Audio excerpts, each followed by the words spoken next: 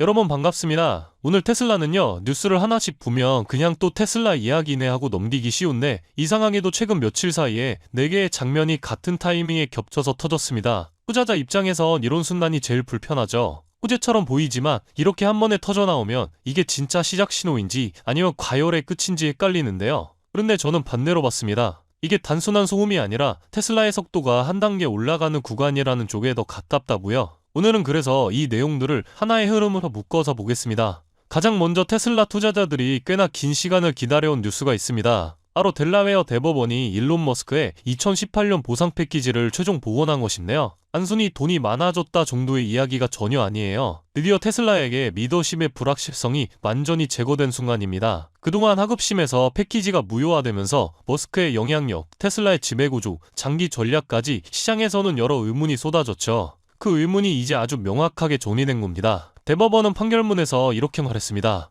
6년 동안 무보수로 일하며 테슬라를 일으킨 CEO에게 그 보상을 통째로 취소하는 건 형평에 맞지 않는다. 이 말은 다시 말해 머스크의 기여를 공식적으로 인정하고 그의 리더십을 지켜줄 법적 장치를 확실히 세워줬다는 뜻입니다. 그리고 이 판결은 바로 다음 장면을 가능하게 만든 결정적인 기반이 됩니다. 바로 테슬라의 가장 야심찬 프로젝트 로보택시 사이모캡의 가속도죠. 머스크가 지난 몇 년 동안 말해왔던 그 구상, 운전대도 페달도 없는 완전 자율주행 택시가 양산 직접 모델로 테스트되고 있습니다. 캘리포니아 애플 비지터 센터 앞에서도, 프리몬트 공장 테스트 트랙에서도, 그리고 오스틴 인근 일반 도로에서도 이 차량이 발견되고 있어요. 이게 의미하는 게 무엇일까요? 그동안 우리가 보던 프로토타입 테스트가 아닙니다. 지금 모이고 있는 사이모캡은 디자인이 거의 완성 단계, 그리고 기능적으로도 실전 운행을 가정한 테스트에 들어갔다는 뜻입니다. 즉 2026년 로보택시 서비스 상용화를 향한 테슬라의 시계가 드디어 실제로 돌아가기 시작한 겁니다. 이제 우리는 여기서 한 가지 중요한 연결점을 보게 되죠.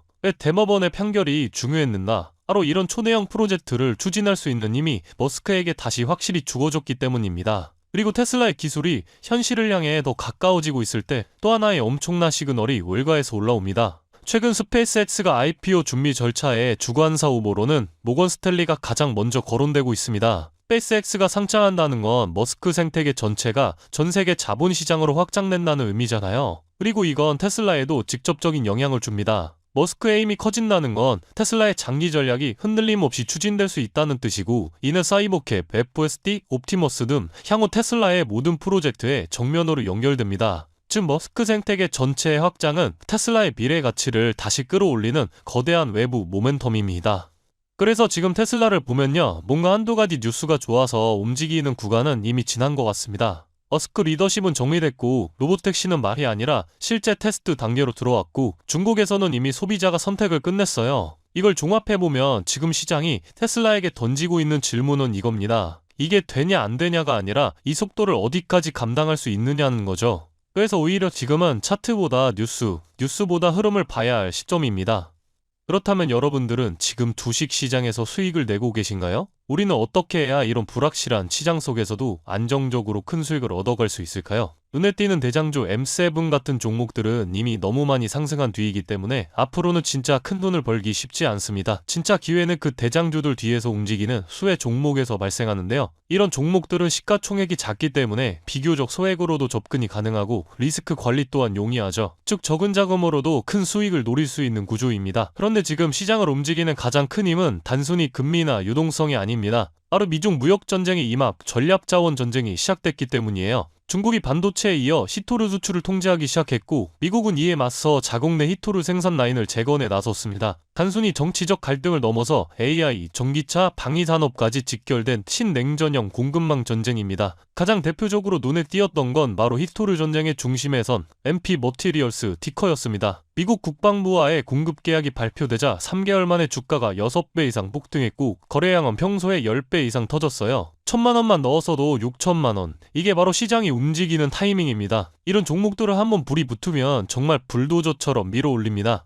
왜냐면 시장의 자금은 테마에 몰리기 때문이에요. 하지만 여러분, 중요한 건 여기서 끝이 아닙니다. 한두 종목이 폭등하고 끝나는 이야기가 아니라 산업 전체의 판이 바뀌는 신호라는 점이에요. 히토르 전쟁의 불길은 이제 리튬, 니켈, 코발트 같은 2차 전지 원자재까지 번지고 있습니다. 이미 티커와 LAC 같은 대장은 너무 멀리 가버렸지만 그 뒤를 따르는 진짜 수혜주들은 아직 초입에 있습니다. 히토르 자석을 제조하는 기업이나 리튬 정제를 담당하는 2차 밸류체인 혹은 이 자원을 기반으로 한 방산 전기차 부품 기업들이요. 이런 기업들은 아직 시총이 작고 조금만 자금이 들어와도 급등 파동이 나올 수 있습니다. 테슬라나 엔비디아 같은 재무가 탄탄한 기업에 중심을 잡고 이러한 기업들의 분산 투자하셔야 보다 더 큰 수익을 얻어가는 겁니다. 지금 시장은 분명히 움직이고 있습니다. 하지만 대부분의 개인 투자자들은 이 거대한 판이 어디로 흘러가는지조차 모른 채 뒤늦게 따라붙고 있어요. 진짜 돈은 먼저 움직이는 사람의 몫입니다. 그래서 제가 이번에 직접 현재 이 전략자원 전쟁 속에서 가장 강하게 수급이 몰리게 될 핵심 수혜 섹터와 종목 리스트를 정리해뒀습니다. 실제로 기관 자금이 들어오는 타이밍과 정부 정책 방향, 글로벌 공급망 재편 흐름까지 데이터 기반으로 정리된 PDF 자료예요. 이러한 정보도 소중한 제 구독자분들과 끝까지 영상 시청해주신 분들께만 오픈해드리도록 하겠습니다. 참여 방법은 간단합니다. 영상 아래 더보기란을 클릭하시면 파란색 링크가 하나 보이실 겁니다. 간단한 설문조사 진행해주시고 전송 버튼까지 눌러주시면 확인 후에 순차적으로 자료를 전달드리겠습니다. 절대로 금전 요구나 무조건적인 투자 권유 또한 하지 않습니다. 여러분이 시장에서 안정적으로 수익을 만들어 가시길 바라는 마음으로 준비한 자료들이에요. 꾹 가볍게 참고하시고 시장의 흐름을 직접 관망하셔도 좋습니다. 시장은 언제나 먼저 보는 사람, 먼저 움직이는 사람이 이깁니다. 지금 우리가 보고 있는 건 단순한 주가 상승이 아니라 글로벌 머니의 방향 전환이에요. 이 기회를 놓치면 다음 사이클이 올 때까지 또 몇 년을 기다려야 할지도 모릅니다. 영상이 도움되셨다면 좋아요와 구독 버튼 눌러주시고 저는 다음 영상에서 뵙도록 하겠습니다.